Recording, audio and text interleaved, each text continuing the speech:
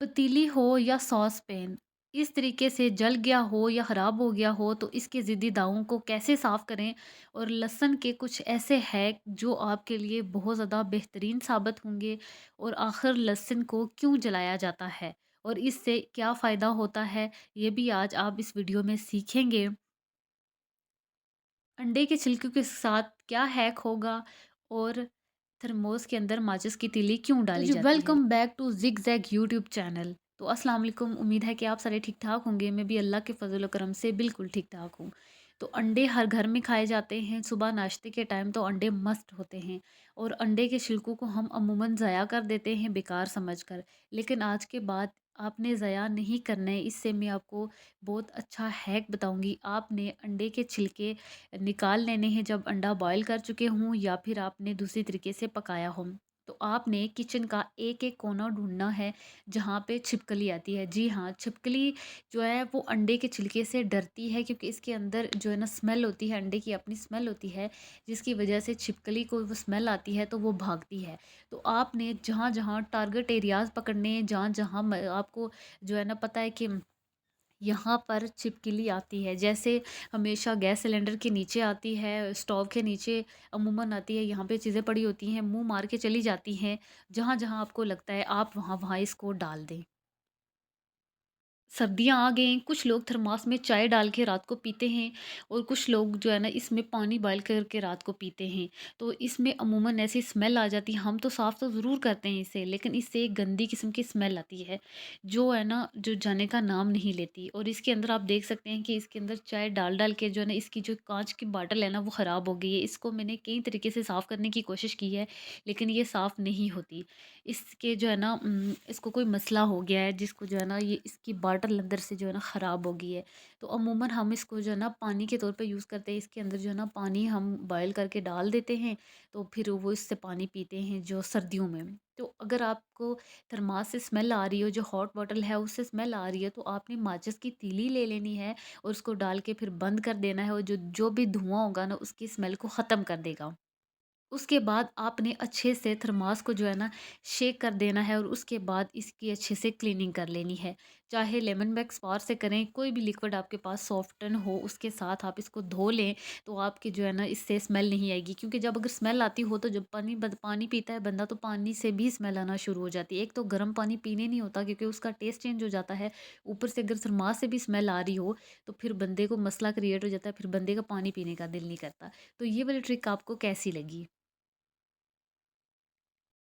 गट्ठा लहसुन जब आ जाता है तो लहसुन ख़राब होना शुरू होता है। किस तरह ख़राब होता है?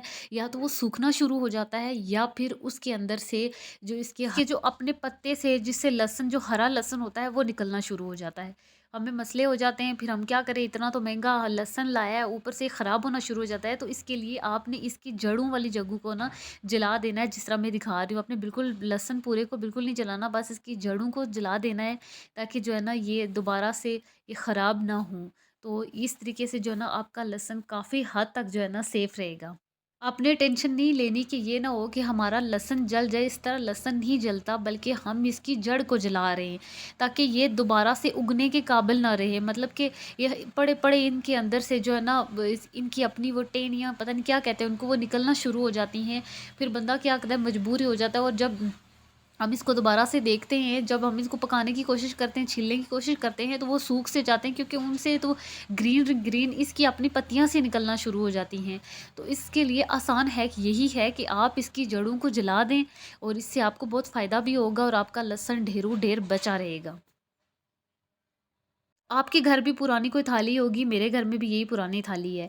तो मैं इसको किस तरह यूज़ करती हूँ, मैं आपको बताती हूँ। आपके पास अगर मेलामाइन की हो, स्टील की हो, सिल्वर की हो, आपने कोई भी जो थाली जो एक्स्ट्रा हो, जो फ़िज़ूल हो ना, तो आपने सिलेंडर के नीचे रख देनी है, मतलब स्टोव के नीचे रख देनी है। क्यों रखनी है?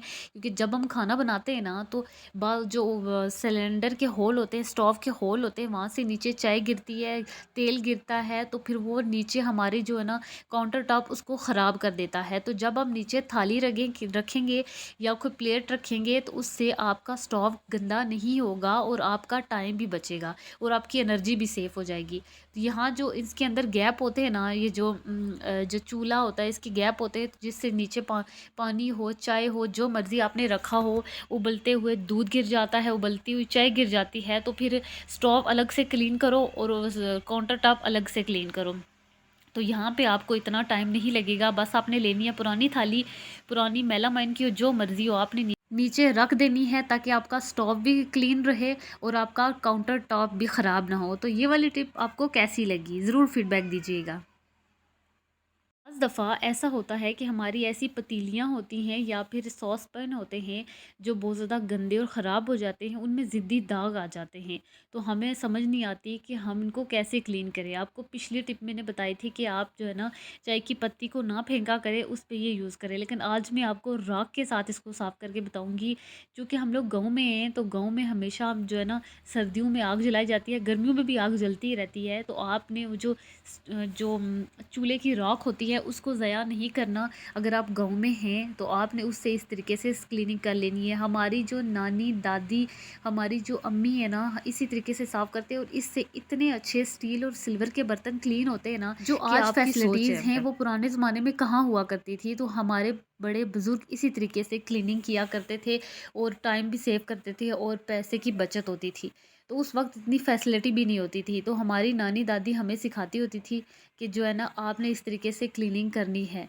तो हमेशा वो हमें सिखाती होती थी कि गरम जो है ना, राख आपने कभी भी नहीं लेनी, क्योंकि इससे बर्तनों में होल हो जाते हैं। आपने हमेशा ठंडी राख लेनी है और उससे आपने बर्तन जब क्लीन करने हैं तो आपके बर्तन बहुत अच्छे से क्लीन होंगे। स्टील के ग्लास हों या सिल्वर के ग्लास, हर तरीके पर जो है ना, राख बहुत अच्छे से असर करती है। उसके बाद चाहे तो मर्ज़ी है आपकी, आप इसको लेमन मैक्स बार से भी धो सकते हैं। तो कैसी लगी ये वाली टिप आपको? बाज़ दफ़ा बड़े-बड़े इयररिंग्स पहनने से हमें कानों में फंगस हो जाती है या फिर वो छाला सा बनना शुरू हो जाता है, या फिर टीनेज जो अभी-अभी कान जो है ना, कुछ लोग बहुत कम उम्री में ही कान बच्चों के सिलाई करवा लेते हैं और कुछ जो है ना, जल्दी लेट करवाते हैं। तो हमें ये क्या होता है कि वो उनके कानों में ना जो एक पीप सी बनना शुरू हो जाती है, दाना सा बनना शुरू हो जाता है और इयररिंग पहनने का तो उनको शौक होता ही है। आपको भी इस तरीके की फंगस है तो आपने इस तरीके से जो है ना, आपको ये खदशा है कि होगी, तो आपने इस तरीके से जो है ना, लहसुन के ऊपर जो है इयररिंग्स को अच्छे से जो है ना, इसका पानी लगा लेना है इसके बीच में इसको। लेकिन एक चीज़ याद रखिएगा कि अगर आपको करंटली ये मसला है कि आपके कानों में छाला बना हुआ है, रेड छाला है, तो आपने फिर ये अप्लाई नहीं करनी। तो ये वाली लहसुन का जो पानी कानों में लगेगा तो बहुत ज़्यादा दर्द होगा। तो अगर आपको करंटली ये मसला है तो आपने ये टिप अप्लाई नहीं करनी। ये वो है, वो उनके लिए है जो जिनको ये खदशा होता है कि हमें इयररिंग्स पहनने से बाद में दाना बनेगा। तो ये वाली टिप आपको कैसी लगी? अभी तक कोई भी टिप आपको अच्छी लगी है तो प्लीज़ लाइक करें, शेयर करें, सब्सक्राइब करें मेरे चैनल को। अल्लाह हाफ़िज़, टेक केयर, मिलते हैं नई वीडियो में।